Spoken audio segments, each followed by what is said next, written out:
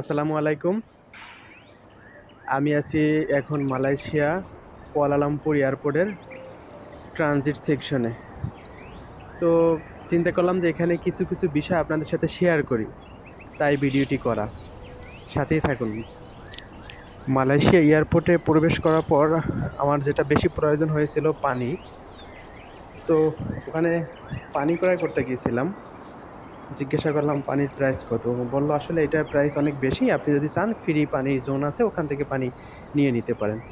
এই হয়েছে যে ফ্রি পানির জন্য। এখানে ২ টা সেকশনই আছে। একটা হচ্ছে যে আ আপনার কোল্ড আরেকটা হচ্ছে হট। এই হচ্ছে যে কোল্ড আর এইটা হচ্ছে হট সেকশন। আপনি এখান থেকে এই ছোট গ্লাস আছে এখান দিয়ে আপনি ঠান্ডা পানি নিতে পারবেন। আবার এখান থেকে গরম পানিও নিতে পারবেন। গরম পানি নেয়ার জন্য এই অপশনে এটা ওপেন করে দিতে হবে।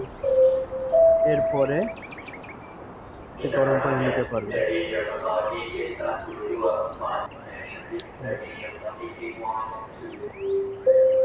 এই পানি খাওয়া শেষে এই পাশেই বিল আছে, এখানে রেখে দেওয়া যাবে। ধন্যবাদ সকলকে। আসসালামু আলাইকুম।